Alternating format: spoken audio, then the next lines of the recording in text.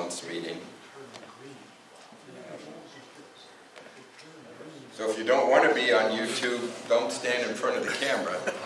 But if you're okay with it, that's fine. So how many views did we have for the last meeting? About 35. 35 views. So the idea was our snowbirds could watch the meetings. I know the one before that, I think we had 100 views. 200. 200. So For the eight. word is starting to get out. Yeah, the antique tools was popular. But I'm glad. Hey, stand up just so everybody can see you. And your name? Tad. Tad? Yep. Okay, welcome. Is there anyone that's here just to check us out as a guest? Just wanting to see what's going No, I on? just had nothing else to do, that's all. There we go. Yeah. Hello, Jeff. Welcome. You live nearby or? I live in Muskegon. I remember. Ah, 5 years ago. okay, great. Well, welcome. We hope maybe it'll stick. Our next meeting, our next Sunday meeting is going to be April 13th here. Steve Stram, would you stand up, Steve? Steve is going to be our presenter, and he's going to discuss veneering. Great. All right? So, Steve is a relatively new member. Couple years? Less than a year. Rookie. As a rookie. But he's offered, apparently he's got a lot of experience in that, in that area. So we're going to get to hear Steve at our next meeting. You can go to our website and you'll see the schedule for the entire year. All our programs are planned out now. Some news.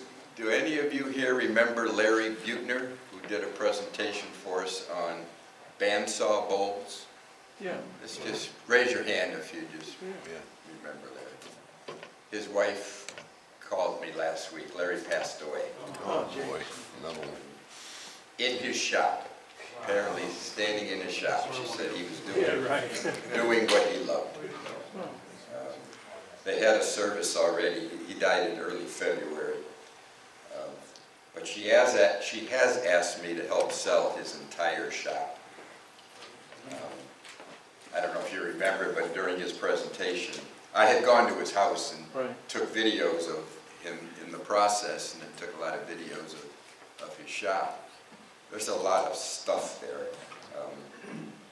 Her son is coming. Her son lives in Hawaii. He's coming back in May, and is going to help work this out. So you'll be hearing more about Larry's shop later.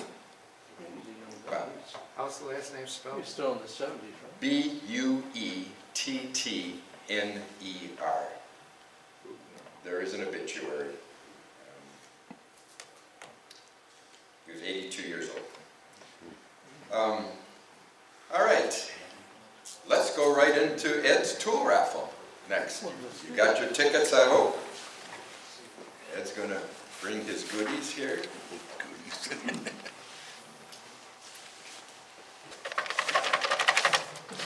I see another one of the red, this would be woodpecker knockoffs, but every one that Ed's brought in and the few that I've bought are really fantastic. Some Rockler bench cookies, I have a set of these, I use them a lot. And then Miles Craft, another version of their bench cookies. So, got 3. And the deal is I'll call out a number. If it's your number, you come up and you pick whatever you want. The second person gets the next, and the third person gets what's left. All right. The last 5 numbers, 28350. 28350. This isn't me. It isn't you. This is Rich. Again? That is amazing. If you don't remember, Rich wins like every meeting. Okay, 28287.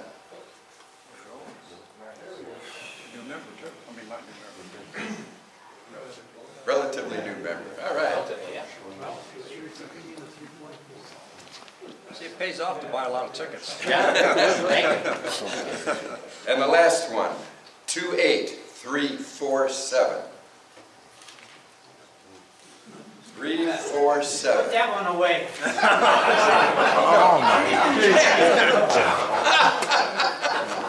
And he usually wins twice. Why don't you just leave the building when you... Go to the bathroom. All right, the last three numbers, 349. That's probably me. Sounds like. She's tell me. That's me. Wait a minute, are we mixing these up? This is rigged.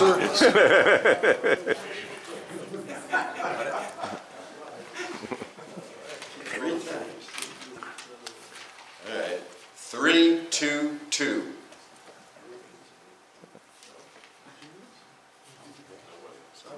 Rich, sir, you sure? No, not me. All right, 322, there we go. Thank you, sir. All right, Vince Skolnick, okay.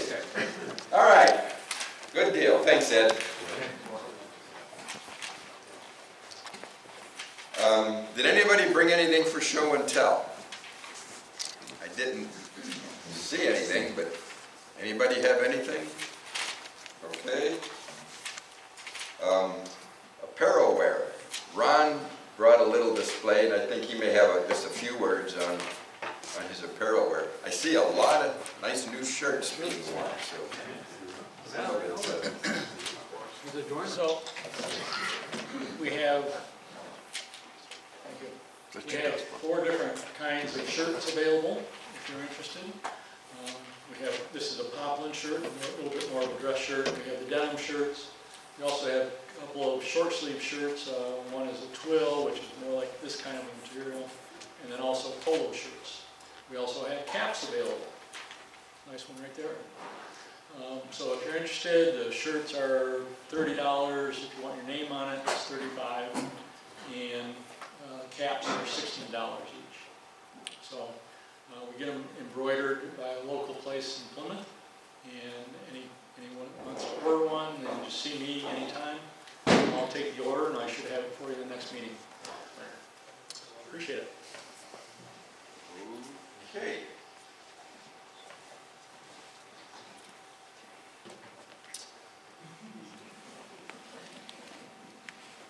Is member Dennis Haza here today? Okay, Dennis is new, but I got an email from him. I'll read it to you. He had an announcement. The Great Lakes chapter of the Society of American Period Furniture Makers. They're going to hold their spring meeting. Actually, it's the Great Lakes chapter that's holding their spring meeting at Sam Beauford's Woodworking Institute in Adrian on March 22nd. There's going to be a carving demonstration in the morning. I think that might be Alex Lacrosse. And then Dennis is going to present hammer veneering after lunch. But he said they always open to allow a few non-member guests as a way to introduce them to the society. If any of our members are interested, he says he's asking us to email him so he could make a reservation for them. So I've got his email here. I won't read it out, but if any of you think you'd be interested in going to that period furniture meeting, come and see me after and I'll give you his email. Ed, are you going to be at that meeting? Are you going to the Great Lakes meeting in Adrian? No. Okay, so Ed won't be there. Dale, might you be there? I'll be there. Dale will be there. So Dale is a member and past president. There was another bee there here somewhere. Another member somewhere? I'll be there. Ah, okay, great, great. So, for non-members, see me after and I'll give you Dennis's email.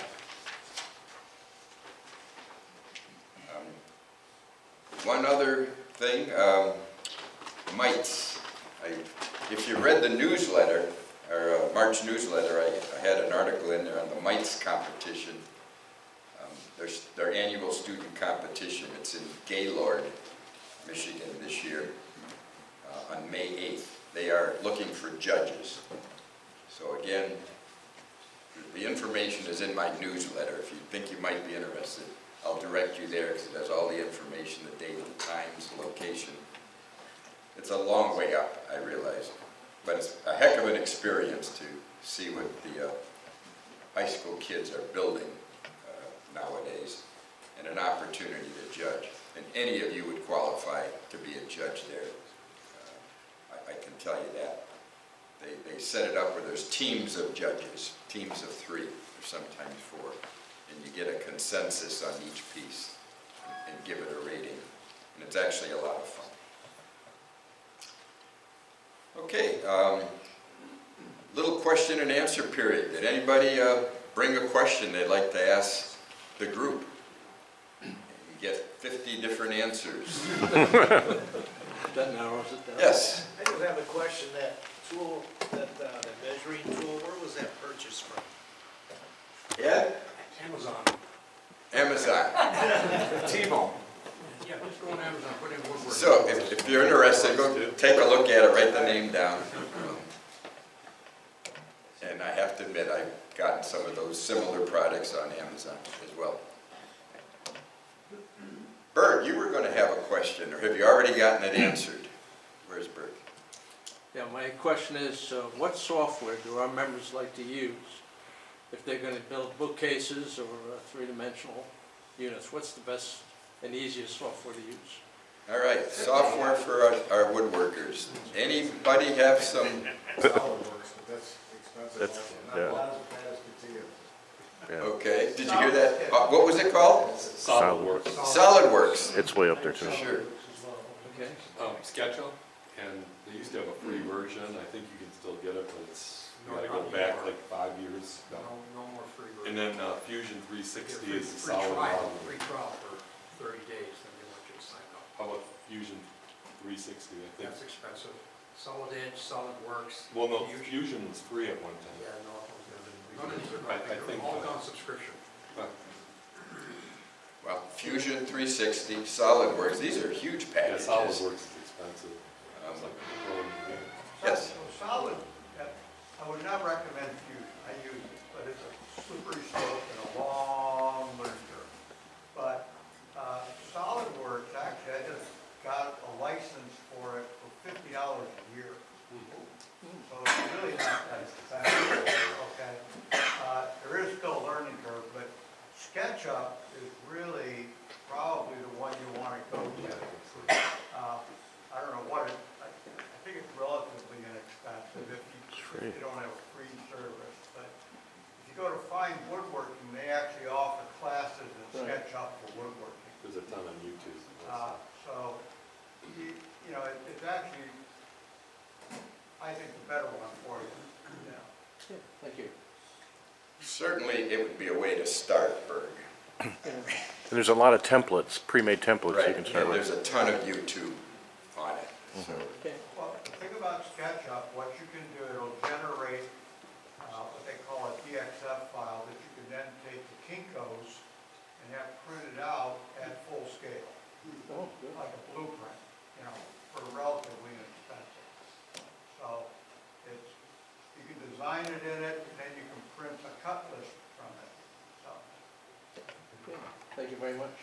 all right. Hey, Jerry?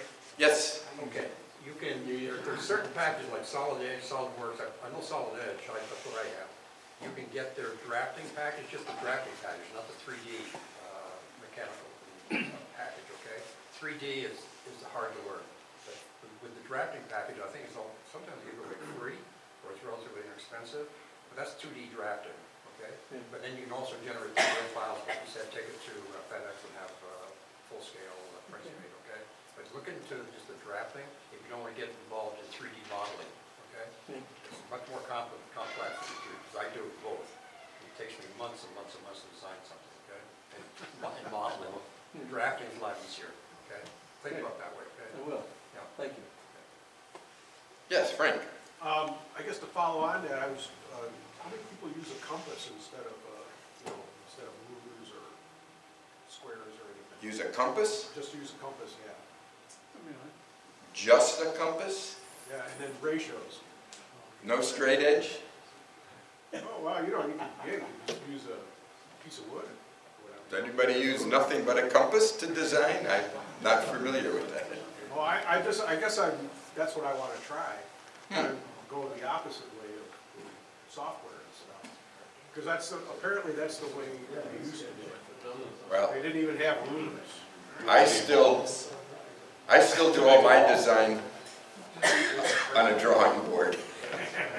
I still use my T-square and triangles that I got back in high school. I still use them. I have the same board, the same equipment. Do the parts match up when you're done? I make some pretty nice stuff. That's really. Close enough. No, I'm not suggesting that that's all one has to do. I was an engineer for 43 years and everything was CAD. Okay, but myself, I just stuck with the drawing board. All right, any more? Got some answers, Bert? A lot of things to try. Ben? Thank you. Yes, I was wondering, this here is a cage shaft I made, and I got the idea from Ed, how he did his period furniture stool, his footstool.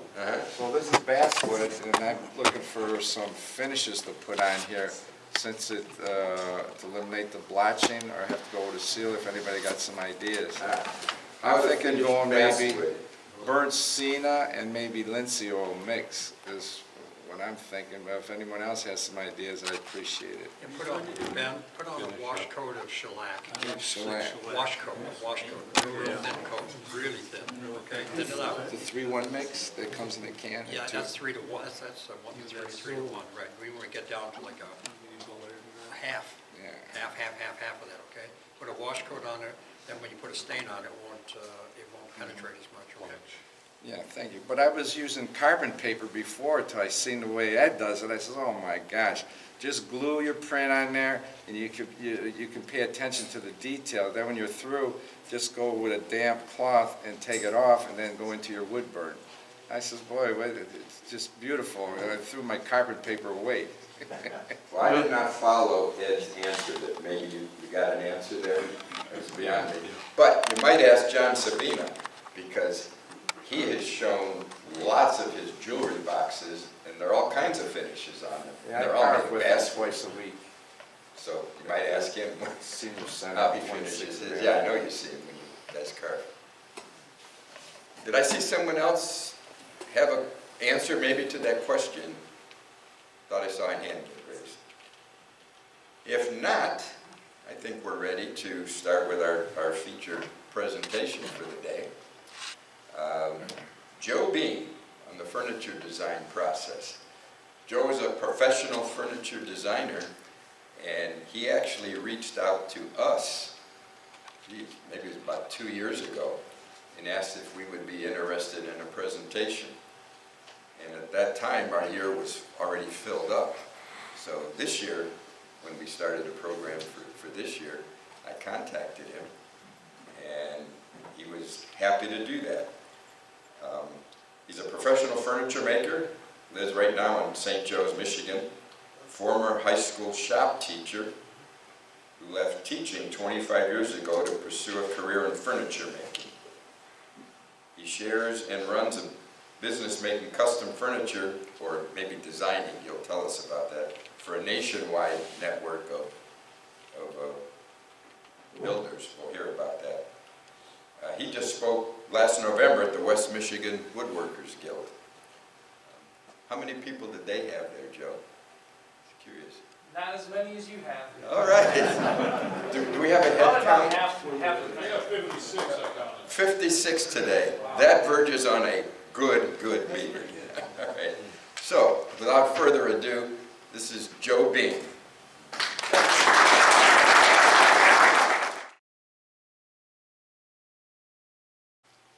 And then the other thing is, some designs stand the test of time, like we just saw with those chairs. I mean, they're still everybody's making that chair. They say you can't even have a derivative of that. Yeah, I mean, close to it. yeah.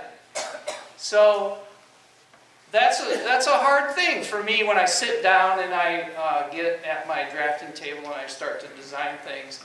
I want to make it as original as possible, and I want to make it different than everybody else's. So that's what I'm thinking about when I'm designing. But a lot of the stuff that I have to do in my business comes from others. I'm not I'm not a hobbyist who just decides, oh, I need to make a new kitchen table for my house, and I'm just going to make it, and I'm just going to design it myself, and I'm going to pick out the type of wood that I want to use, and I'm going to make it the size that I need for my space. That stuff is all determined by others. So I have to build what they want. That's how my business runs. I don't build, I was telling someone earlier, I build only by the order that I get. Like, I'm taking orders. I don't build in speculation. I don't build something and then hope someone's going to buy it later. I don't do it that way. And so because I'm building with an order, I wait until they do their meetings and then I get my order. And so who we have here is the architect with the dress shirt. The designer is the woman in black, and then the homeowner. And these meetings happen when I'm not around. So they'll have their meetings, and then they'll get to me after this meeting happens. So they'll sit down, they'll hash out the details, they'll look at the floor plans, and they'll figure out what kind of furniture they need in this home, and then they'll call me if they need something custom made. Do they always buy custom? No. If they can find it somewhere at a furniture store or on the internet or some source that's perfect for their needs, they don't call me. But I do get called when they can't find it, when they need something special that's a certain size. Maybe it's out of a certain wood finish or something that is just special for them. And it has to fit in a certain space. And we're going to get into that in a minute. So this is the initial meeting, trying to figure out what they need. And so we're gathering information at this point from them, from the homeowner and the designers. And this is kind of what they come up with. You know, what size they need, what wood type, finishes, hardware, durability, and kids. Oh my gosh. Like, does this family that we're building this furniture for have kids? All those kinds of questions. Any questions for me so far? Okay. So once we're, yeah. So do they come in with a budget, or do you got a quote and then they decide whether? Yeah, I quote it and then they just tell me yes or no. Yeah, good question. I need a drink of water here real quick. So speaking of quotes, I'm just curious, how do you price your? Good question. So, we're going to get to that in a minute. Okay. Okay. Yeah. Okay, so the designer mainly comes up with their feeling of what they need. A lot of it is historical influence. You know, what's the house like? Is it like a Georgian style grand brick house that has a very traditional interior?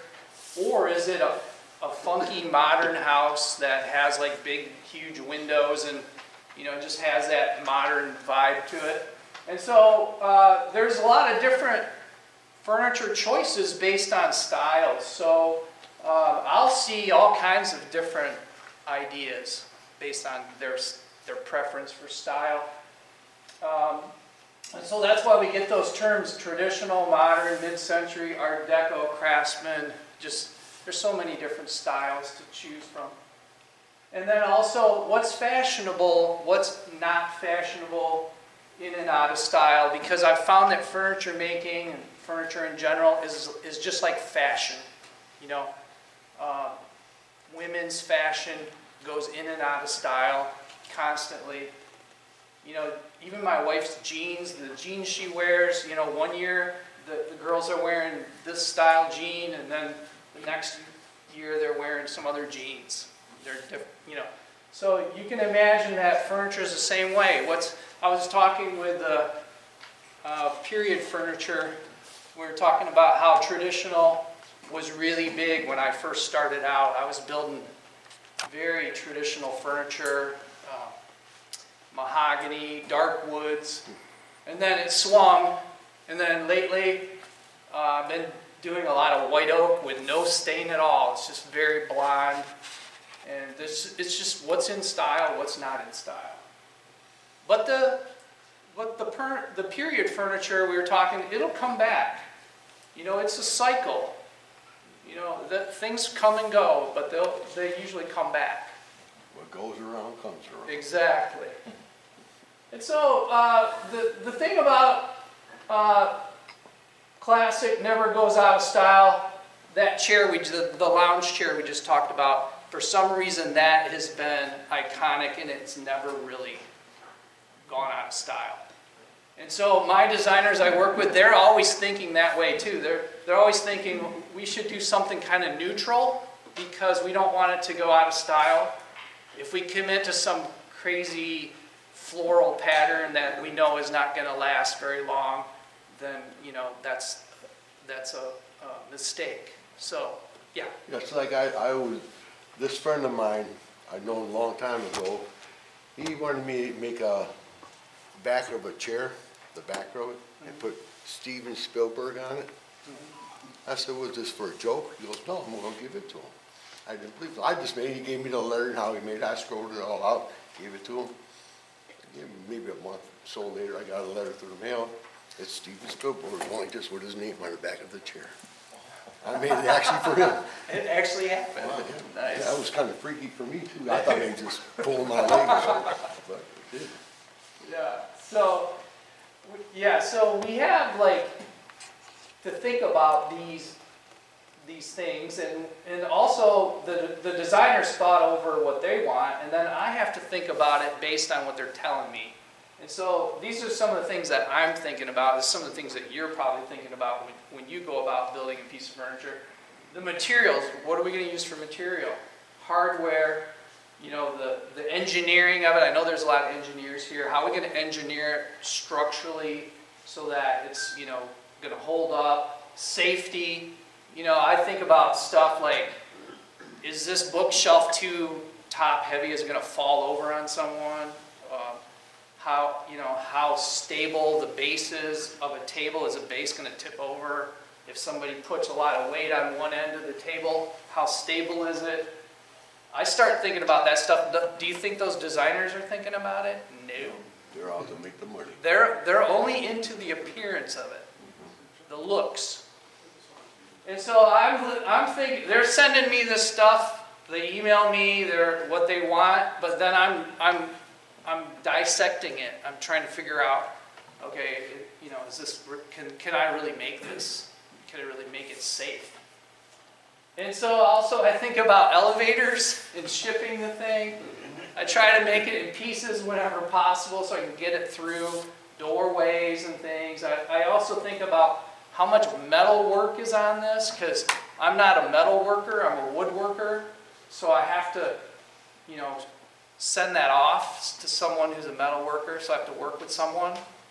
I also think about, you know, solid wood, plywood. Maybe it's better for me to use plywood. Maybe I can save money that way. All kinds of things. Climate is a big thing because I'm shipping all over the country. So I think about like, okay, is it going to Florida where it's very humid? Or is it going to like Minnesota where it's super dry in the winter? Or New York City has apartments with radiator heat. Is this going to go against the wall with a radiator next to it? Because it's going to dry out and shrink. It's just, the shrinkage is going to be incredible. So I think about all that kind of stuff. I also think about the warranty. I try not to ever get called back. Callbacks are killers. So I always think about that. How am I doing so far? Time-wise, you're great. Good? You're great. You guys are, yeah. Could you touch a little bit like on the stability and the climate? Yeah, I'm going to get into that too. And I'm going to get into yours. Okay, so we got the inspiration. That's what they're after. And they send me a photo usually. And this photo right here, this one they sent me for this coffee table I'm about to show you that I made. And this inspiration image, I don't even know where they got that photo. I'm assuming it came from like a showroom or maybe an antique store or a furniture store. But that's the kind of table they want me to build, that coffee table. And I call it organic shape because it's roundish. And then they also send me not only a photograph, but a lot of times they don't have a photograph, so they send me a drawing. And so that's the drawing they sent me for this bar. And I actually quoted it right on the bar drawing that they sent me, that CAD drawing. That red markup right there. You want the pointer? Yeah. Top button. So that red right there is me. I just quoted that and sent it back to the girl. And that's how I did it. And I call that an informal quote. That's when they're just trying to fish around for numbers and find out what their budget's going to be. And that's an informal quote. Most of my quotes are that way. But every once in a while they'll ask me for a formal quote, and then I have to sit down and like type it up on letterhead, usually on QuickBooks. I use QuickBooks for that. And then I send them off a formal quote because they've got to have like official paperwork. I got another question for you. Yeah. Now, like you said, you gave them a quote. Yeah. Do you require like a deposit before you even make it? Yes. 50%. Yeah. But I have one client that I charge them 75% deposit. Why do I do that? Because they don't pay me very fast. To me, I have made stuff like that for people in the past and stuff like this. I didn't think about getting like so much money down. Then when I get it done, I'm sorry, I decided I didn't want it. Oh, that hurts. Oh, that never happens with me. Well, I've had it done to me one time. I made a scheme of unicorns. The woman of this, she seen the picture because I made one similar to one before, and she wanted so much different. But and she I didn't did, make and that she yet. goes, "Oh, sorry, don't want it." Okay, so Oh, that hurts. that's happened once in a while to me. Well, I can only think of one time that happened to me, but it doesn't happen to me because most of my clients know me and we're like almost like friends. So they don't, you know, I'm not jilted like that. So yeah. So anyway, this is the initial photo or the initial CAD drawing that they send me, and then I make a quote off of that. And so there's the purchase order for that actual table, and that used to come in the mail. Now they just email me the purchase order, and now they actually pay me electronically. But I used to always get these checks in the mail, but people don't do that so much anymore. And so I blocked off all the information on there so you don't know who it was or where it came from. But this is what a purchase order looks like for me. And this is how purchase orders have been for me for 25 years. Purchase orders have always looked like this. And there's always a ship to area, there's always a purchase order number, and always a description. So I make a drawing based on the description right here. And look at that, so nice, they gave me the dimensions of the table. Without that key information, I wouldn't know what to do. I wouldn't be able to make a drawing. Okay, so this is the actual table that was based on that purchase order. This is done. It's actually installed in the client's house. The homeowner has it. But this is the first drawing that I did. Oops. This is the first drawing. Notice that I hand draw these things. I do CAD drawings, and I also do hand drawings.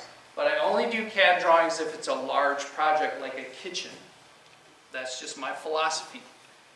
If it's a small project, I do a hand drawing. Okay? And my clients and most designers call that, the term for that is a shop drawing. Shop drawing. So I'm always doing shop drawings. So that was the first shop drawing.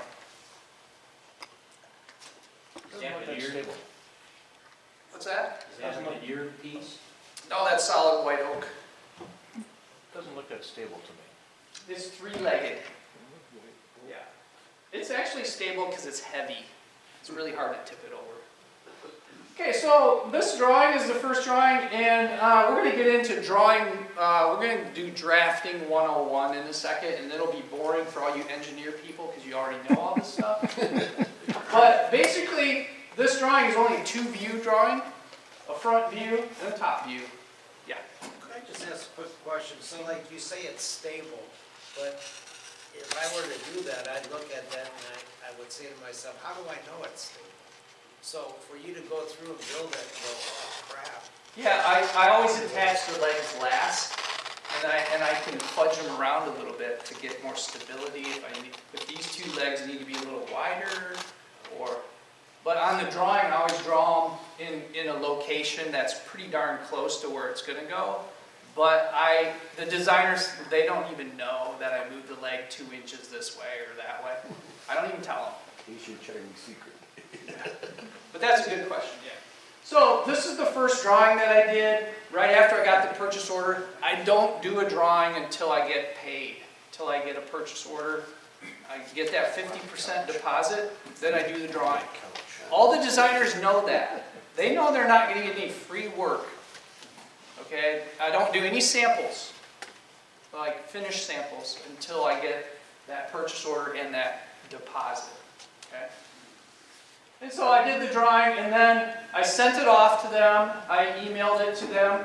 I used to do this with fax machine, and I got so much paperwork because I was doing faxes. Okay. Oh, by the way, I gotta tell you, when I first started this, I did not know this process, but this process is done by almost every interior designer, decorator, and architect. This is a known way to do it. It's just not my way, it's everyone's way of doing it. But when I first started out 25 years ago, I did not know this. Okay? You do mock-ups? Yeah, we're going to get to that in a second. Yeah, good question. Yeah. You need to do CAD sometimes or drawings? Yeah, I do CAD sometimes, and I do SketchUp, because I appreciated the conversation earlier. That was good. Because I do drawings sometimes, especially if it's big projects. But to get the estimate, before you give a quote, you have to No, I never draw anything until the quote has been accepted. Yeah.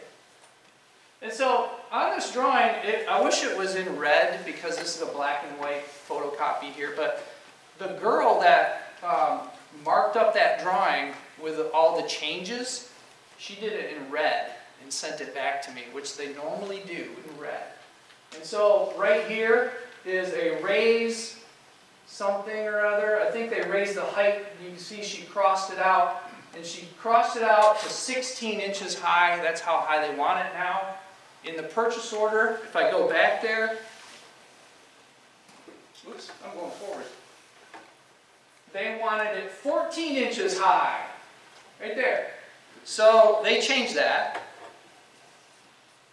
to 16 inches high, and they also changed the overall size to 96 inches. That thing is 8 feet long from there to there. Okay? And they also changed the depth. So now I'm starting to get worried because now that's a lot of lumber I got to add to this thing because I'm making it bigger. So I told her right here, I wrote this note in here, upcharge for the increased size. So we negotiated an extra amount for that upcharge for the increase in size. So on this drawing, you can see there's the original. This one is the increase in size. Look how much bigger it is. And there's the old size with the hidden line. And so I think I charged them, I don't know, maybe $200 or $300 more to make it bigger. This is a normal thing for me, and I didn't redraw. I just basically redid this part. And when you do it by hand, yeah, it's kind of a pain when you have to redo something and you drew it by hand. It would have been easier to do it on CAD, but I don't have a lot of changes all the time, so I like the hand drawing. Which CAD software do you use? SketchUp. Also, if you're an Adobe person, like if you're an art graphic designer or an art person, you can do that on Illustrator. You can use Adobe Illustrator to make drawings. It actually works pretty good. So I've done that too. Let me back up. One of the things I was going to say about the drawings is, this shocked me. This really shocked me when I heard this.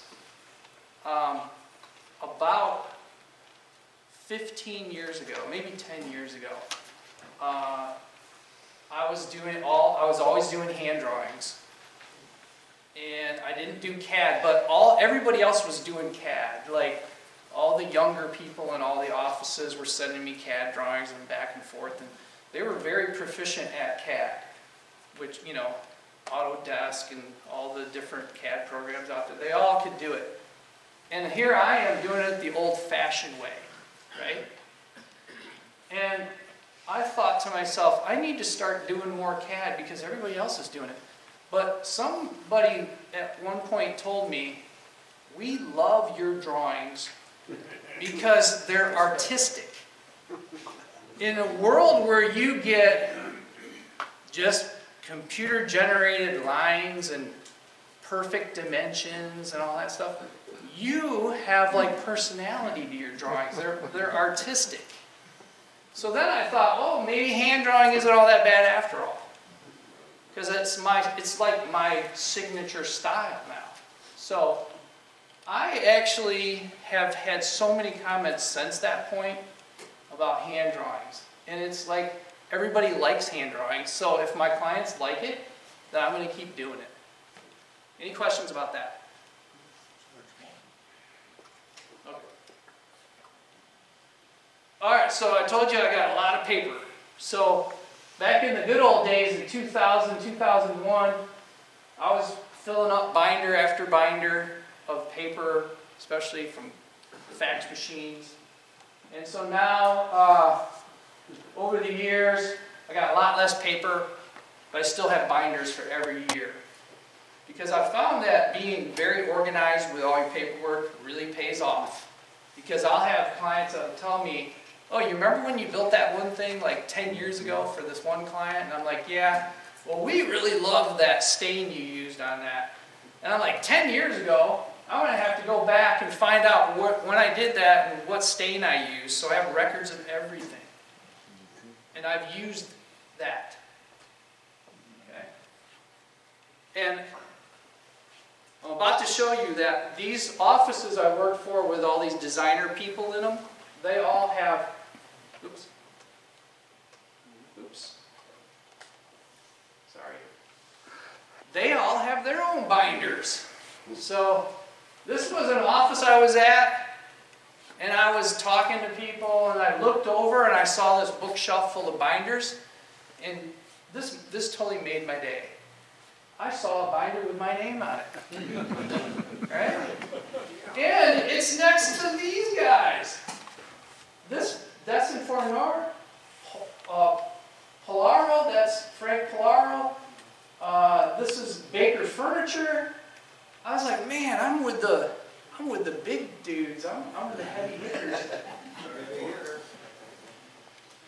So that was kind of cool. That binder right there, I didn't give it to them. They made it out of. They keep records too. So they had a lot of records, and they put my stuff in there. I don't see Sam Maloof. Yeah, he's not right. Okay. Yeah, I wish that would be amazing. Okay, so I gave you a handout, and this is some of the furniture design things that I go by, and I don't like totally adhere to all these kind of ideas here, but I gave you sort of standard dimensions on stuff that I use, like for example, door style and rails, you know when you're making a door with a frame around it and you got a flat panel or something in the middle. I tend to shoot for 2.5 inches on the stiles and the rails.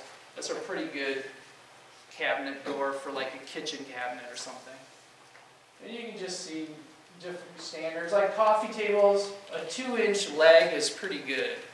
Pretty standard, about 2 inches. Alright. Let's move on to the next page. How am I doing for time? I'm about halfway done. Okay. Am I good? Yeah, we'd like to wrap up a little before 4. And it's 3 o'clock. Oh, And it's 3 yeah. now. We'll be done way before that. Okay, that's fine too. Okay, did I just skip one? Oh.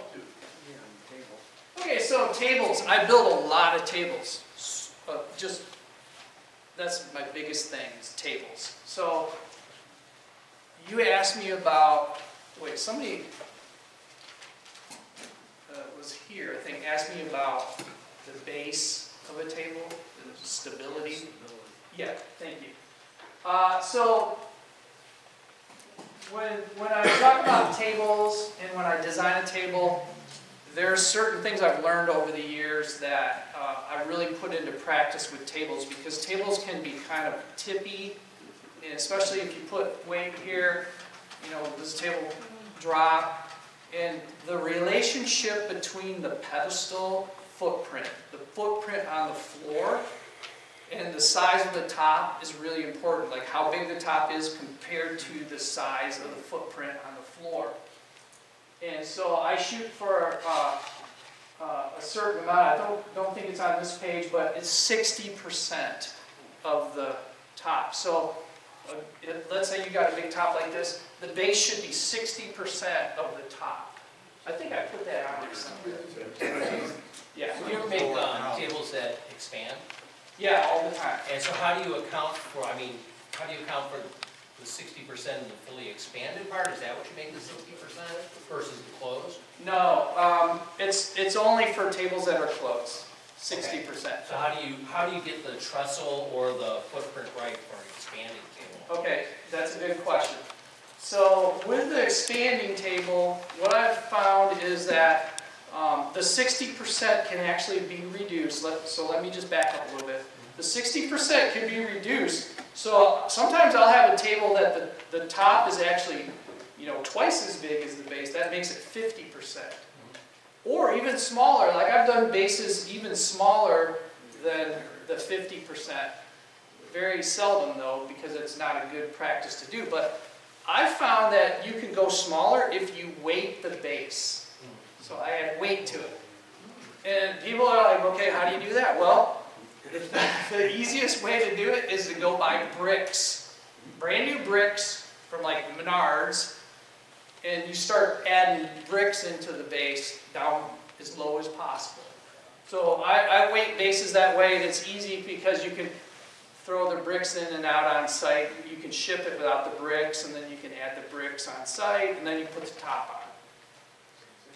To answer your question about expanding table, I don't have pictures with this presentation, but a lot of times if it's a pedestal table and you use equalizer slides make sure that this top half moves out the same as the other half. Then you have equalization, it won't tip. And then I usually always do a 60% base or larger if I can, but you can't really... Closed dimension. Yeah, closed dimension.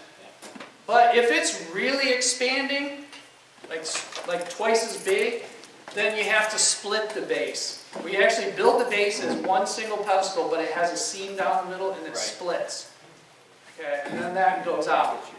So that gives you stability, but So there's a lot of different ways you can get the stability that you need, but you have to really think about it in engineering.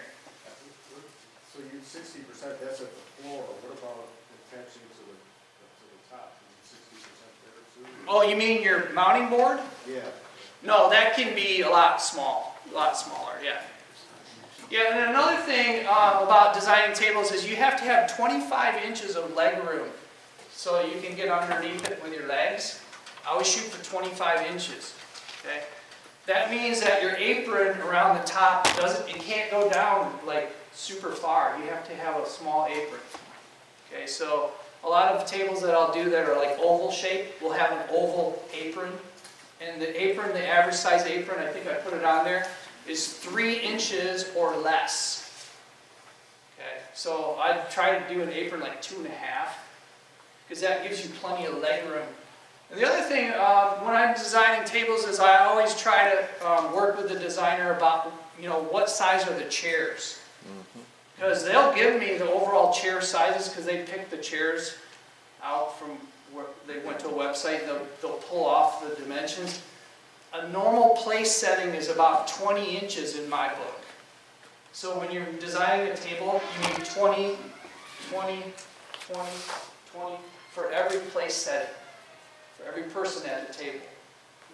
Okay, that can be a little more, but never less than 20. Okay. All right. I'm getting to your question in a minute here.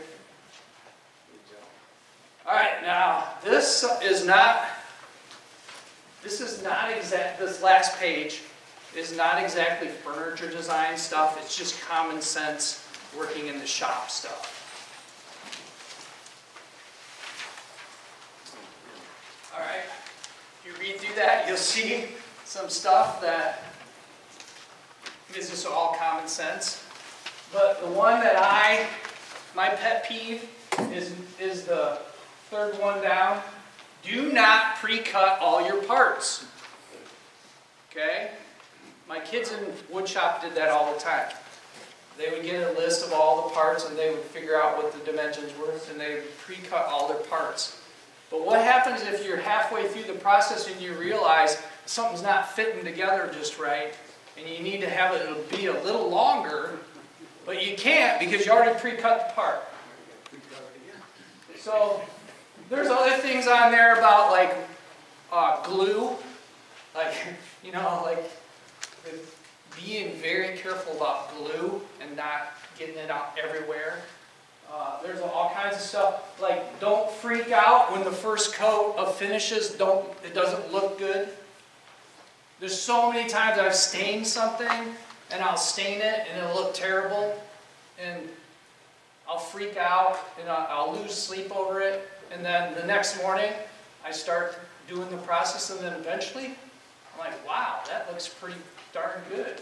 If I would have started over, that would have been a mistake. I need to see it through to the end. Belt sanders, I hate belt sanders. Okay. The reason why I hate a belt sander is because it leaves marks, and they're almost impossible to get out no matter. You could sand it for half the day. It would take you half a day to get those marks out. It's bad. Also, I never use a grit coarser than 120. Okay? Because anything less than 120 makes marks, and they're hard to get out. Scratch marks, those little circles, swirls. And nowadays, if you buy the right kind of sandpapers for your sander, 120 is just as aggressive as 80 was 20 years ago. It's just really good. So I use 120 and I use 150 if it's veneer. I never go under 150 if I'm sanding veneer. And then I do a final 220. So most of the time I only sand twice. 120, then 220. I skip 150, or I start out with 150 and then I go to 220. Yeah? Okay, you said nothing coarser than 150 on veneer? Yeah. Are you talking about plywood also? Yeah. Okay. Yeah. Good question. Okay, Question. yeah. What's your favorite brand of sandpaper? Oh, I love that. Okay, I use all Festool, so I have Festool sanders, and I like Festool, and they have that blue sandpaper. But I like Diablo from Home Depot the best, the red stuff, the red one. Okay, but I can't use it because I use Festool. So if I have a DeWalt sander, I can use the Diablo on there. But and so I do have a DeWalt sander, but I like the Diablo. When you're staining, do you take a sample piece? That's what I do. Take a sample piece and just go run through the staining and finishing process just to see how it's going to turn out. Because even the same species of wood from the same tree will have a slightly different hue or tone. Yes. Normally I try to pick, I do a lot of veneer, so I usually have a stack of, extra pieces. And I'll just make samples out of the actual veneer that I used on that actual table or whatever, or cabinet. Or I'll try to use the wood that's actually close to what I'm using on the project when I do my samples. And so I do my drawings, and then I do samples. We're going to get to that in a minute, and hopefully I'll answer your question in a minute, sorry. Okay, so these are some of the things that I live by in my shop. So let's do drafting 101, okay? So I was a drafting minor in college, and this three-dimensional drawing on the left side is called an isometric drawing. It's pretty common, and it's 3D, so it shows you views of all the different sides of the object in one drawing. And then you've got it broken down to a 2D orthographic projection drawing there. And so basically my drawings are basically orthographic projections, if you want to be technical about it. So with an orthographic projection, a 3-view drawing, which is, this one is a front view, the top view, the side view. It's pretty common for me. This is how I draw my drafting. You notice that the major dimensions that were on the purchase order that I showed you are on this drawing. The width, the height, and the depth. You got to have those 3 dimensions if you're going to draw something. Anybody disagree with that? Good. So here's a drawing that I did. This is a table that I actually built. It's a single pedestal. Let's look at that 60%. So the top 78 and the base is 40. Is that about 60%? 50 to 60%, somewhere in there? Yeah. So my footprint's pretty close to what I'm after. You'll also notice that the base, if I was to put chairs around that table, that base would probably interfere with the chairs. Okay, that would be bad. So this table, I believe, is a hall table. It's not designed to have chairs around it. It's probably in an entryway or some against a wall or something. I don't know. But it wouldn't be good for chairs. And you notice that this 3-view drawing, front view, top view, and right side view. Now, does an object have more views than that? Yeah. Now, all you engineers know all this, but this would be the front view right here. Actually, I think I got this. Oops. Oh, here we go. So here's your front view of this table. You see it right there? And then your top view. Now, I don't have a right side view on that drawing. How come? Because the right side looks a lot like the front, so I didn't bother to draw it. Okay, so I'm trying to make the most descriptive part of the... I'm trying to make the most descriptive part of the object as my front view. In this case, it's very descriptive. Do you use proportions in your design? Yes. I love that. I use a scale. I scale everything. You'll notice on my drawing it says scale. 1 inch equals 1 foot. So if I didn't know those dimensions on there, if I didn't know any of that, I could actually put my ruler on here, on the drawing, and I could come up with my dimensions because it's to scale. Okay, we'll talk about scale in a minute. Okay, here's another type of drawing that I do sometimes when I'm trying to just kind of dissect an object. If I'm making a table, I want to cut it in half so you can see a detail. It's called a sectional view. All you engineers know that, right? This is basically an isometric three view drawing. It's like an isometric, like that first one I showed you, and it's a sketch. And when you're doing your drawings like that, you can't trust them. If I put a scale on there, I can't trust it because all of those angles are what they call foreshortened, not to scale. So if you look at something straight on, you can scale it. But if you look at it when it's at an angle to you, you can't trust that measurement. It's foreshortened. Okay, I'm gonna get somewhere with all this. I'm just going through the basic drawings right now. Lofting. If you've ever built a boat, lofting is taking a plan on paper and enlarging it in real life to full scale.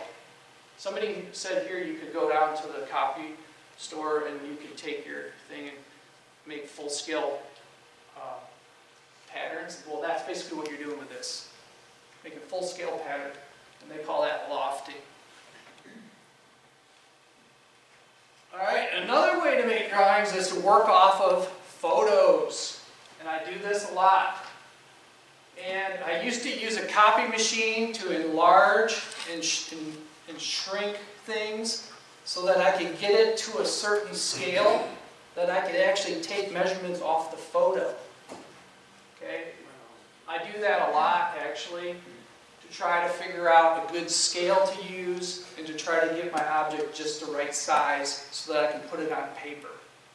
And so this was something that I found on a website, and I found the dimensions. Look at, I circled them in red, and now I know that that picture is that dimension. I can take that relationship and use that information to figure out how big my drawing should be and make my drawing.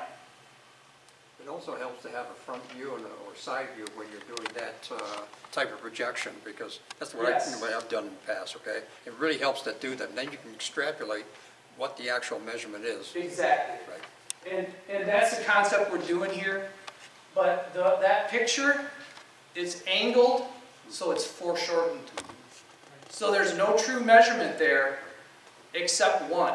And I'll tell you what it is, the height. I can pull the height off of that photo, but I can't pull off any other information that's reliable. So what I do is I actually draw it, and in my drawing I turn it, and I use the height to gain the information that I need off the height. And also I know a few things about furniture. I know that the top of the furniture, like the top of this table thing, cabinet thing, that's probably 3/4 of an inch thick, the top. So that gives me a little bit to go on. That top thickness is 3/4. And then another thing I can determine off of this photo is what's this dimension? It's about 1/3 of the actual height. So I know that the legs are probably 1/3 the height of it, and I know the height is right there. 24 1/4. And so I'm gleaning information off that photo to use for my drawing. These are basic drawing tools. If you don't have these, you should probably get some if you're going to hand draw.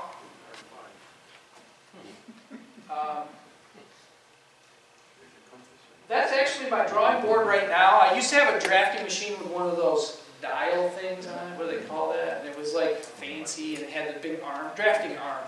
I used to have one of those, but then I downsized and my shop's smaller and my office is smaller, so now I just bought little drafting table that I use. Architect scale. So when you're doing this, I use an architect scale because it has all of these scales to choose from. So 1 inch equals, 1 inch, that's full scale. 1/4 inch on paper equals 1 inch in real life, that's a scale. It's a relationship between what's on paper and what's in real life. And so, let's say I've got a big cabinet and I can't fit it on the paper, then I'll pick a different scale. I'll pick a scale that works for me on paper. Okay, I hope I'm not losing you. So everything on paper can be transferred to real life using this architect scale, and I can actually use this scale to find out dimensions on the paper. Let's say I forgot a dimension and I don't know, I didn't write it in, I can find it by just using my scale on there. When your drawing doesn't fit the paper size, why don't you just get a bigger piece of paper? You could. That's a good point. And the reason why I don't do that is because I like to have my papers in my binders. So 8.5 by 11 is what I need. So everything I draw is 8.5 by 11. And also when I scan it on my scanner, 8.5 by 11 is perfect for scanning it and emailing it off to people. So I try to fit it on that size. So how do you handle if you have a organic curved shape that you need a full-size template in order to lay it out? Lofting. Right. The lofting.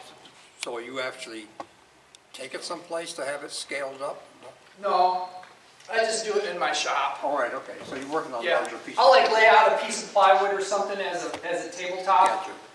And then I'll transfer the drawing onto that full-size piece. Okay. And sometimes I'll use a grid work. I'll do maybe like a 6-inch grid or a 12-inch grid. And it's kind of like using graph paper. Right. It's a big graph paper. And if you're drawing using graph paper, you've already got a scale. You're already at quarter scale because graph paper is a 1/4 inch. And a lot of times that's how, I see that all the time. That's perfect. It works. Okay, mock-ups. Okay, we had a question about mock-ups. I did, yeah. Yeah, so here's a mock-up. This was a table. They sent me an inspiration photo, and then I made this little mock-up, and I sent it to them, and they're like, oh yeah, that's exactly what we want. So you'll see this table in a minute. Do I do a mock-up on everything? No. Only once in a while. I had a girl ask me if I could make a drink holder on the corner of a game table. Now, game tables are just square tables that people like to sit at. Maybe, use them for games, cards, or I used to make game tables that had like a checkerboard that would flip over and you could play chess or checkers on them. They're just small tables, accent tables, but you can sit at them, play cards or whatever. They wanted the drink holder, so that's my mock-up there on the left. That was this mock-up I threw together in the shop. And then that's the actual table. And that thing, you grab it with your fingers and it pulls out of the corner.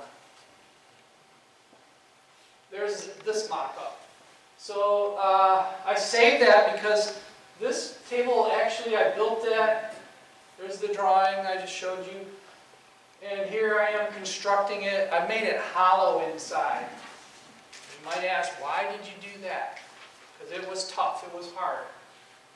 I could have glued up chunks of huge stock together, and I could have made it out of solid wood, and I could have glued it up. I would have been gluing for 3 days, and I would have had to do a lot of shaping. Would have had to remove a lot of wood to get that shape. So when I built it hollow, I used bending ply. How many people have ever used bending ply? Oh, good.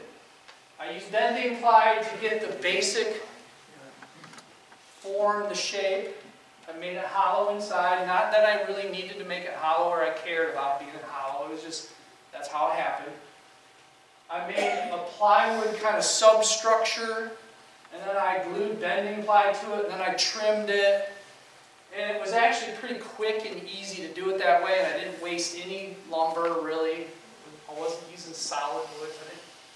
And so you can see, once I made up the actual, whatever shape you call that, I started gluing on 1/8" sheets of almost like 1/8" veneer. It was thick veneer.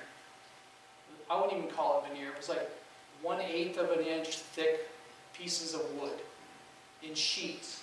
And I started gluing them to every facet of that. And that's the first glue up right there. I just used clamps, and I used a piece of carpet pad for a cushion between the glue up of the 1/8" material against the bending ply. And I just went around it, and I just did all those glue ups, and it was actually pretty quick, and I trimmed it with a router. Any questions about that? Yes? So when you're designing this, is it already in your head how you're gonna attach that, or do you just glue it and call it a day? Yes and no. I gotta say, I've done like thousands of pieces of furniture. So once you've done something like that, if you're not too forgetful, it kind of comes back to you later when you need to do it again. And so I might have done that before somewhere, and then I just remembered it, and I just did it. Yeah, I don't know. How did you attach that pillar to the table? Basically, like I do with all tables, we were talking about that, I just have a mounting board. Usually I'll use even a piece of plywood because no one looks up underneath there, and I'll edge band it because it's cheap and easy. And I'll screw it into the base, and then I'll drill holes and I'll screw it into the top. It's a very simple mounting board. Sometimes I'll use a mounting board with maybe lag screws if it's got to really have some strength or whatever, but a lot of times I just use wood screws to mount it. So when you do that, how do you account for wood movement on top then? This particular table was veneered on the top. So Oh, okay. when you use veneer on a tabletop, you don't have to worry about expansion and contraction or any of that stuff because it's very stable. Yeah. Yeah, good question. And so that tabletop looks solid, but it's actually veneer. It's 1.5 inches thick, I think. And then these are the bases after they've been trimmed. I might have sanded them by this point. I don't think I'm fully sanded on these because you see the brass is kind of tarnished and stuff. The brass isn't polished or anything. But that brass band was added. It's just a thin strip of brass.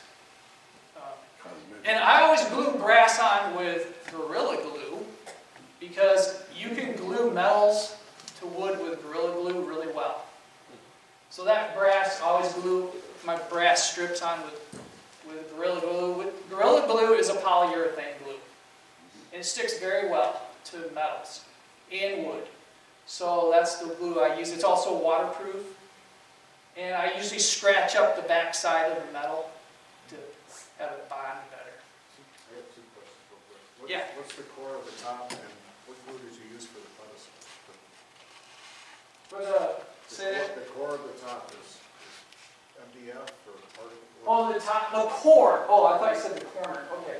The core. Now, I use MDF a lot for cores, but it's heavy. So I kind of take my pick, is this going to be a good choice or not because of the heavy. And MDF doesn't hold a screw. So are people going to be reattaching it and taking it apart?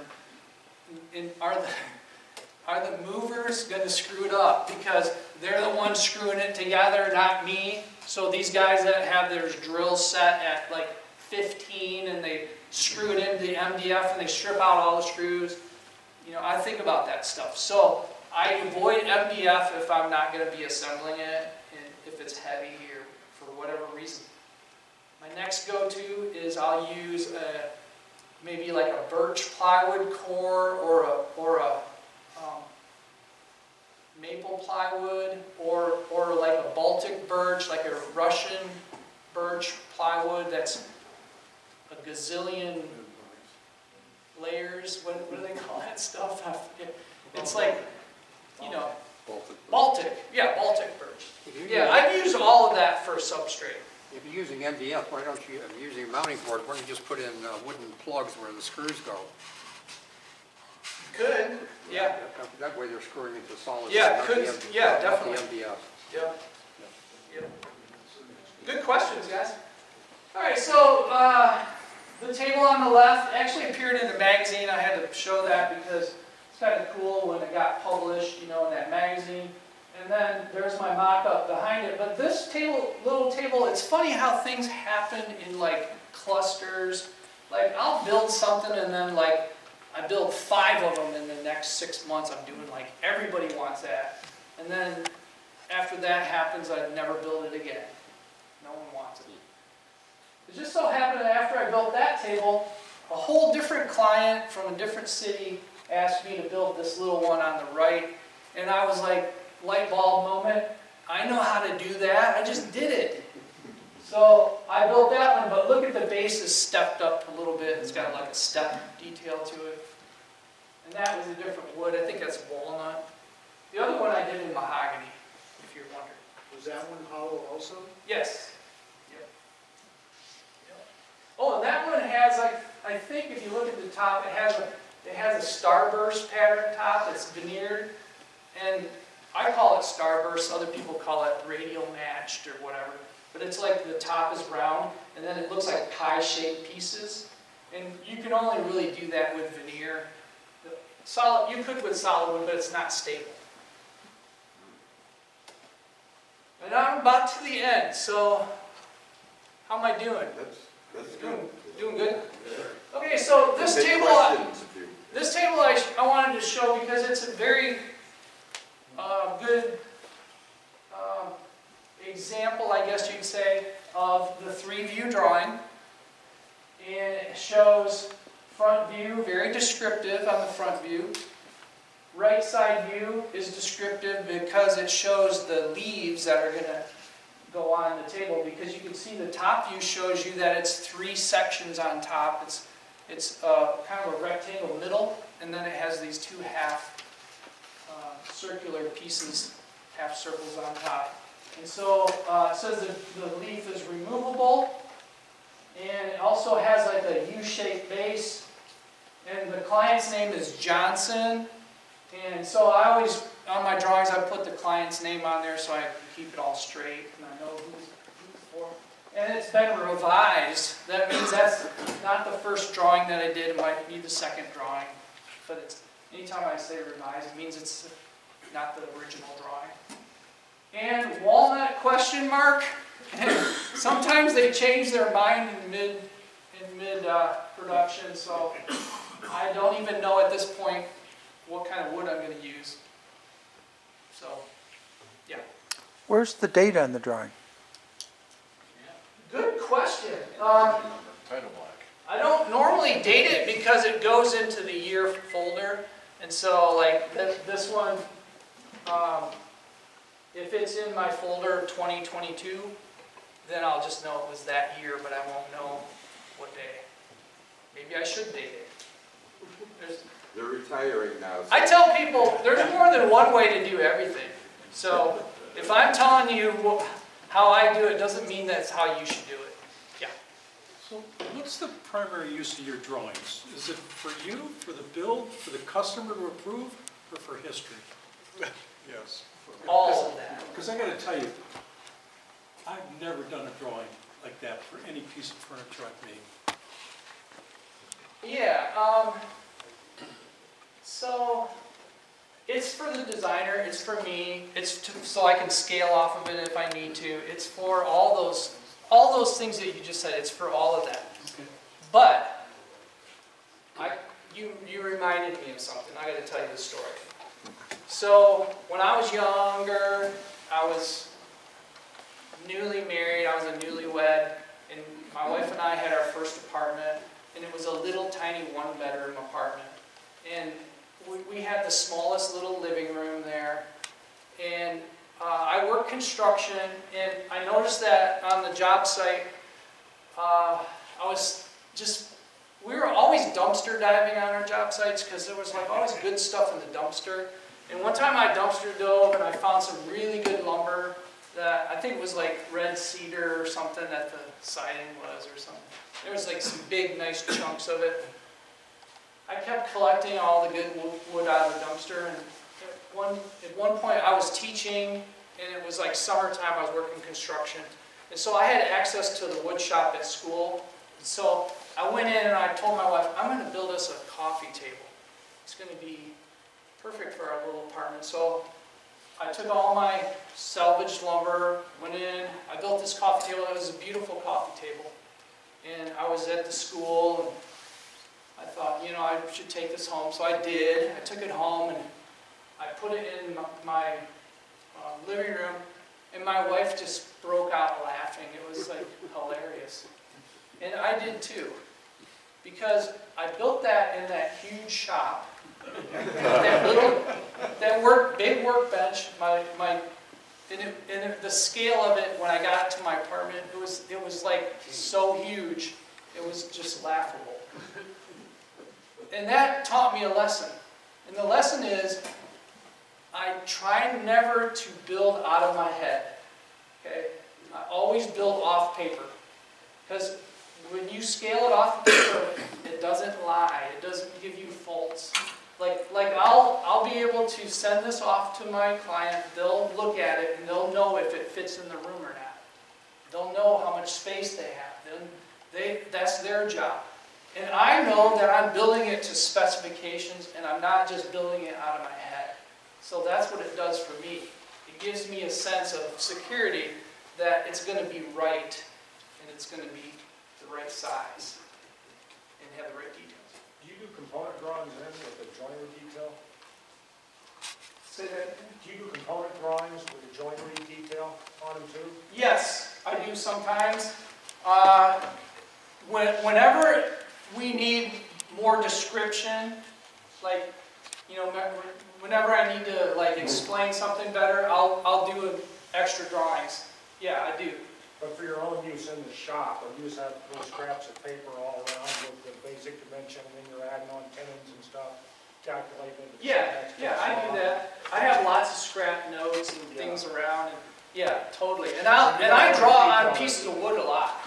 Like I'll like be like, oh yeah, try this, and I'll draw it out on whatever I got in front of me. Yeah.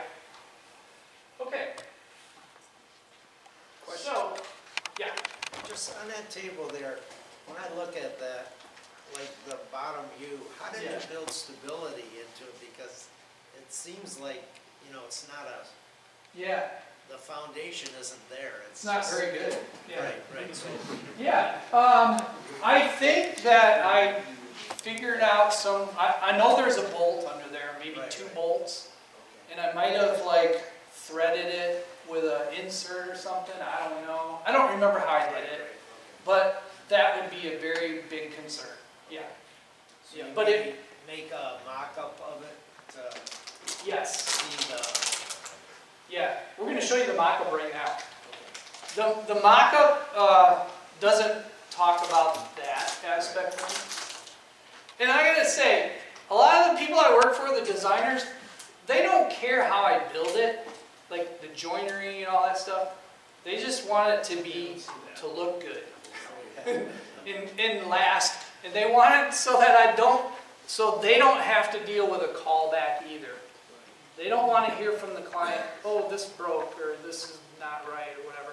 But I do dovetails on all the drawers, because that's what people look at. They want, you know, the dovetails are strong, and that's great, but I'm also doing it because I know they're going to look for it. Okay. Here's my little mock-up video.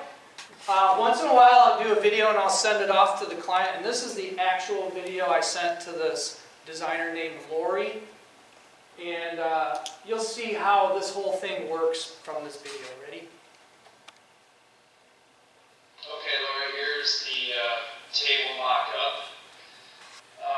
So front view is basically this. You can see that the top view will have a rectangle top, but it'll have these curves on the edges because we're going to form the circle in a minute. So basically it'll look like this. It'll have a little board underneath it.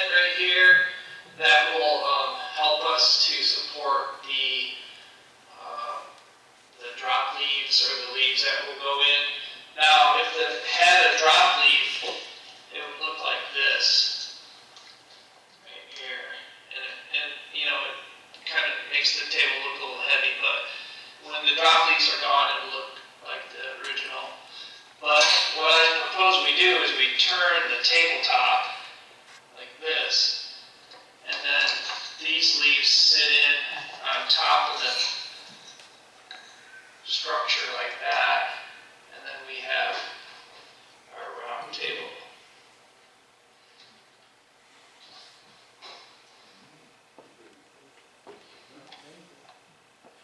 Okay, so So the stability question about the U at the bottom, your drawing on the previous slide showed it coming to almost a point. yeah, And actually in your mock-up, there's a flat part. yeah, there's probably a That's little. probably 8 or, well, I don't know what it would be in the final dimension, but Good it's point. substantially wide. That's true. There's probably a little flat spot on there that really helps Yeah. you get it. Yeah, totally. I'm glad you pointed that out. You can see this little table. We went back from, okay, adaptations versus original designs. Remember in the beginning where we were talking about that? This is about as close to an original design as I get, right? Because I haven't seen this table, and I think there's probably tables out there that are like it, but I just haven't seen them. So for me, this is an original design, or as close as it can be. But, you know, the whole other end of this is that it's an adaptation where I just copied this from someone else's idea. Yeah. Well, you're going to show a final picture, I'm sure, but it is a drop leaf table? No. No. So where did those We leaves go? originally thought, oh, let's make a drop leaf table, but both myself and the designer, we talked it through, and we were like, you know what, it'd be better if the leaves were like stored in a closet somewhere. Okay. And then Just as the look would be lighter. yes, Okay. correct. Good question, thank you. And then how were those held on? The leaves, Yeah. yeah, so you can't drill like pegs in the side of the table because you're going to see that. So most extension dining tables have pegs in them or some way to like push them together. This one you can't. So all of the two leaves, they basically have like a C-shaped channel under them, and they slide onto the. Yeah, so you can't see it from above, but if you looked underneath the table, you can see there's like a channel, almost like an L-shaped piece that it slides it up onto the mount on the baseboard. Could you comment about how many clients you're working with simultaneously and or with the bill process? Yeah, so wherever it fits. okay, so let's just talk about it now because you'll see this in a second. I've been in business for 25 plus years, and I've been through a lot of clients. And I got to a point where in about 2019, I was so busy, and it's just like me and one other person, and so there's two of us, and we're trying to keep up. So at that point, I called my nephew. My nephew was working like a desk job somewhere, and he wasn't real happy what he was doing. And so I called him up and I said, hey, why don't you come into my shop as many days as you can, and you can, work with me and learn the ropes, and, we'll see what happens. He came into my shop and he started working with me. I think he worked 2 years with me, and then he, was really happy with what he was doing. He really wanted to be a furniture maker. So we worked it out so that he would take a lot of my clients off my client list. So I gave him about 75% of my clients. So I kept only the ones close by, so I didn't have to travel as much. And it gave him all the people that were far away. And so he now runs his own shop out of where he lives. He was an hour and a half from me, so he commuted to my shop. But now he has his own shop with most of my clients that I set him up with. So I introduced him to all my clients that I wanted to give him, and he took over. He's amazing, and he's doing great, and it's been about 5 years now, so for him. So that's kind of how I got to the point where I could unload some clients, because there's not too many people out there that are available to do this kind of stuff. There's people that want to take maybe a couple projects a year on, but I was doing like I've said, I've done thousands of projects, but I was probably doing, by myself alone, 30 projects a year maybe. So that's a lot. It's hard to keep up. And so I hope that answers your question. So, I mean, what happened if you got 3 people all the time, you just, at the same time, you just... Oh, how many designers Yeah. you are working with? Well... I'll tell you, I'll be honest, I had... At a time, you have to put somebody off for, I can No, get you 6 weeks? no. So, this is the bad part of it for me. It's very stressful when you have like 20 projects going at once.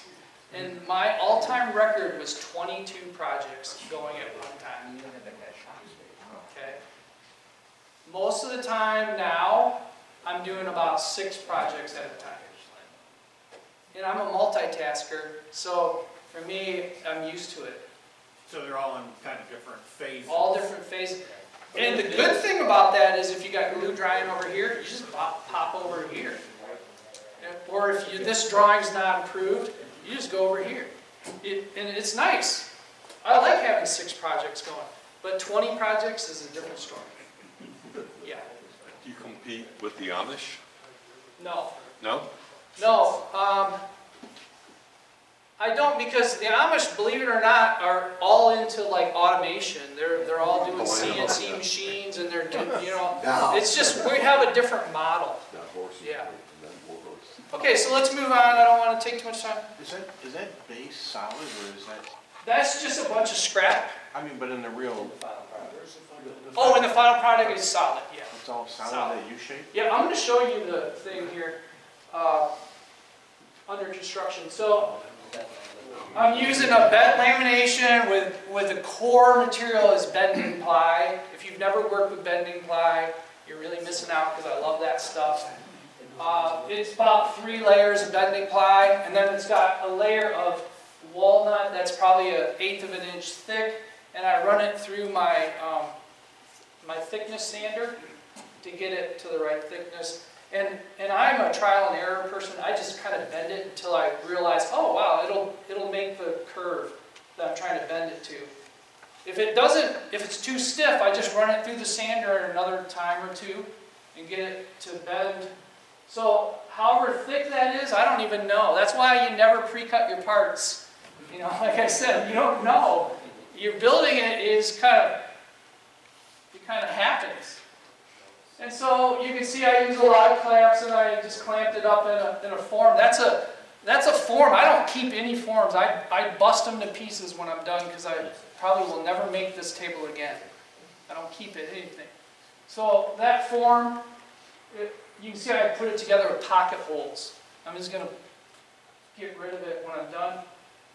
And then you can see they wanted nail heads in there. So this girl, I'm showing you that I pre-drilled for all the nail head locations. Why is that there? It's just for looks. It serves no purpose. And you can see in the shop, I'm starting to put it together, and I've got my baseboard. It looks like I used plywood on my baseboard. I used some kind of a plywood, and I veneered it. I think I did that for stability. You can see it's got a pivot. See the bolt in the middle? That's where it pivots. The top pivots. And there it is. It's finished. The bottom board is solid walnut. And then, of course, the U-shape is bending ply with a walnut 1/8 inch veneer over it.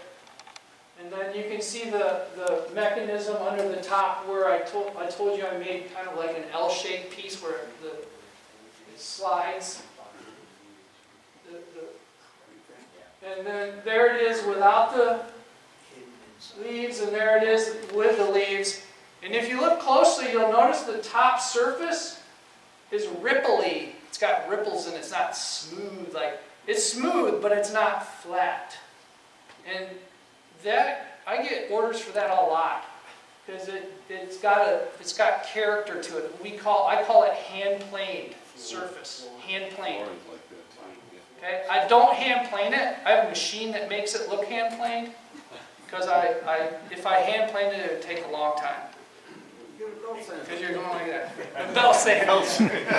So I have a Festool machine with a cutter head that's shaped like this, and it makes those ripples in the top surface. And you can only do it with solid wood, you can't do it with veneer. So I know that that top is solid walnut because I hand planed it. Question? Yeah, do you finish your own or you have it done? I tried to have it done many times. I had finishers that would do, you know, I hated it because I'd always have to load it up, take it over to the finisher, then I'd have to go pick it up, and then I'd get over there and if something was wrong, so then I'd have to leave it longer. It was just a big hassle, so then I just started finishing myself. And that's a whole nother topic. I could do 3 hours on finishing and how I do it, but I always spray.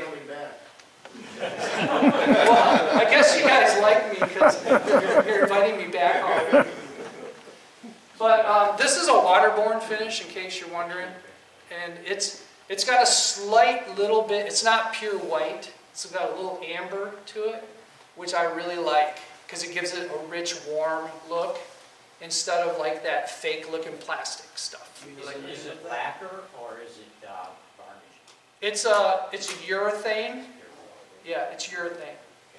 Yeah, and there's one brand that I like a lot, and I'll get into it if you ever invite me back and stuff. Oh, and then this is a teaser for if you ever invite me back. I'll show you my portfolio. At one point in my career, I was building some boats, and this is a boat that I built. Built 2 of those. And if you go to my website, you'll see pictures of the boat. You'll also see campers and other things that I built. People always ask me, what's the hardest thing you've ever built? What's the most difficult? And you'd think it'd be a boat, but it was really a billiard table. A pool table is really hard. Because when you play pool, you don't realize it, but the bumpers have to be just right. Everything has to be at just the right height. If your bumper's too low, the ball hits it and it pops up. If it's too high, the ball hits it and it dies. The ball dies. You don't have. So a pool table is really hard to make. Yeah. Question? Did you ever see the series Tally Ho? No. It's an English boat maker that bought a almost demolished sloop and rebuilt it piece by piece with volunteers.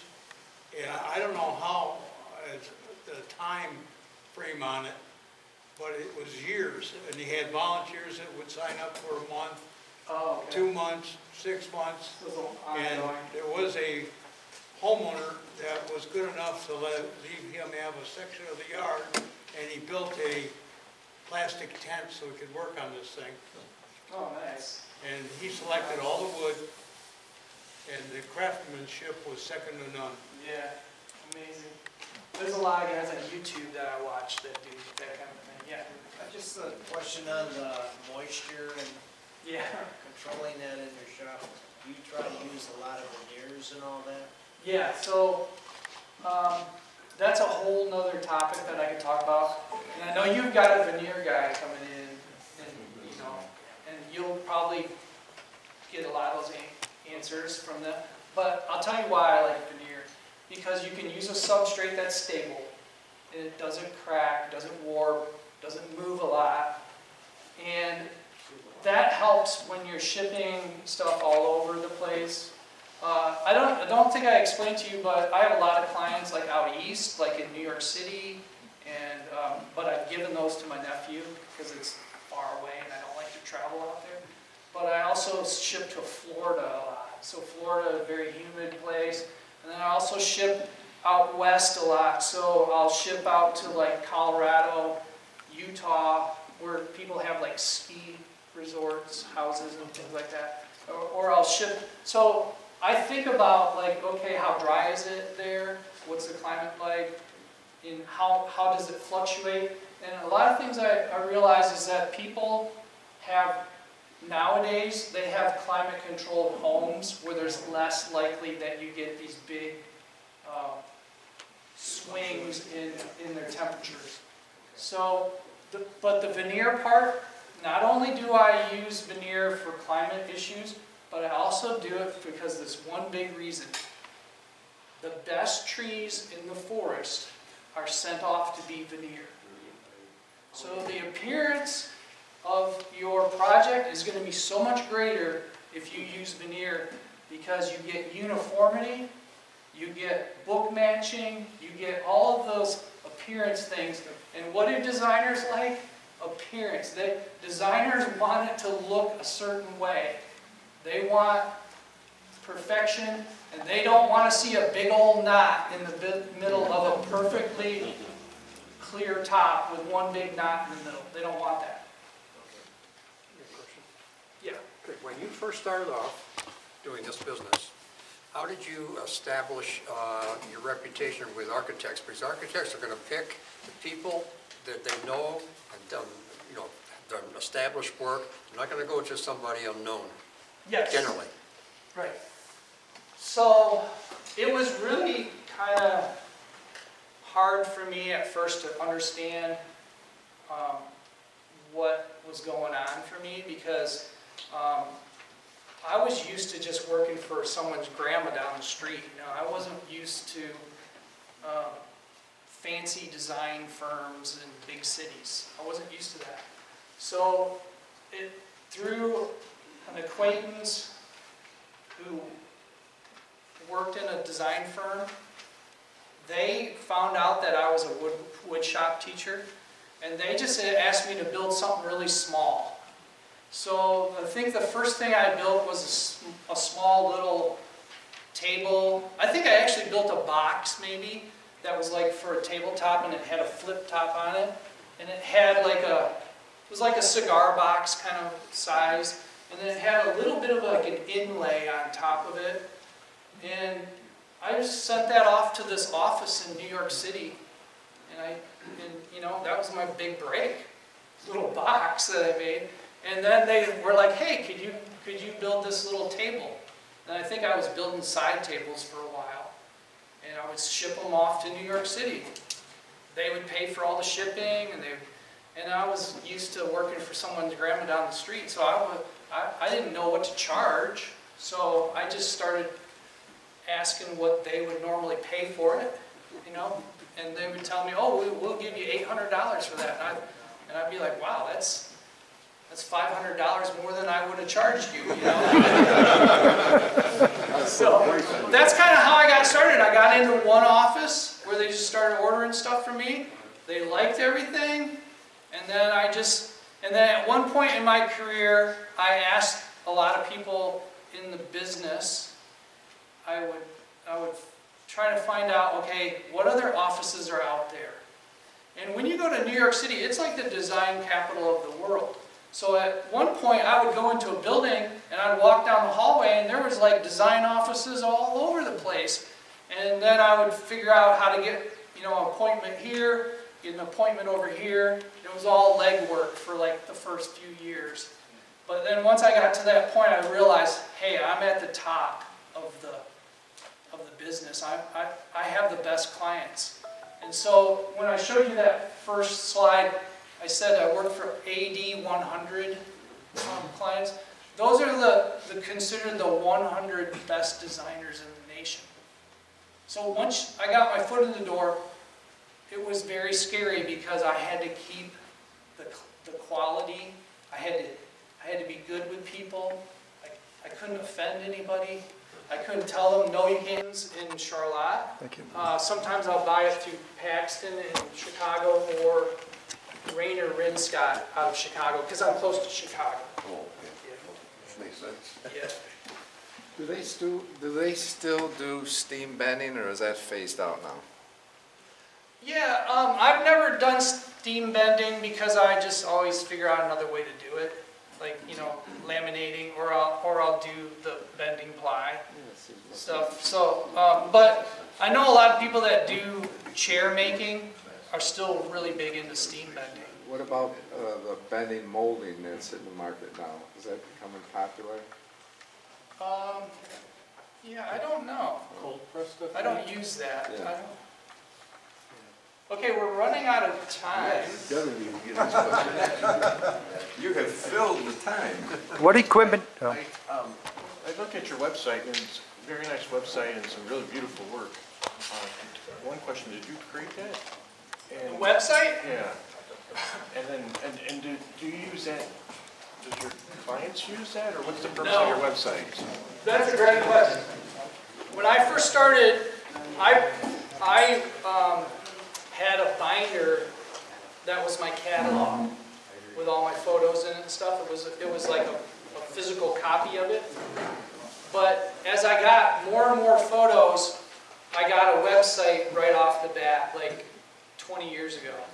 And then that website served me for about 5 years, and then I got another website that my son designed, because he's young and he knows computers.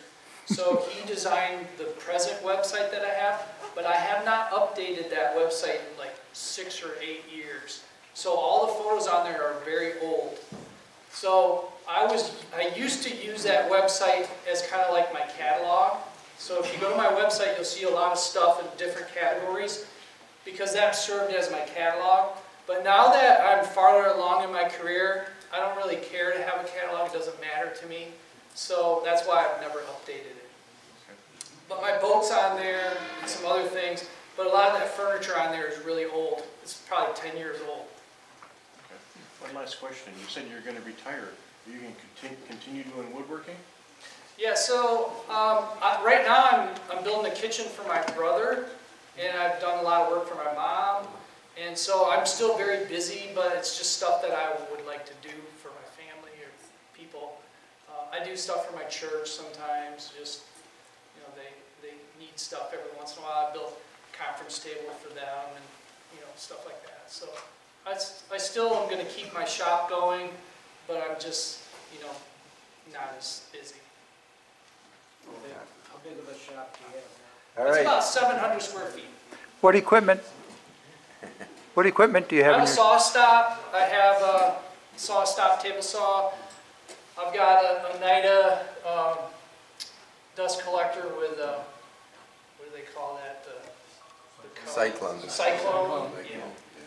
And I have some Grizzly stuff. I have Grizzly planer, Grizzly joiner. I basically moved out of a larger building and I downsized, so I sold off all my old big equipment and I bought new, smaller equipment. Everything's small, because I only have 700 square feet.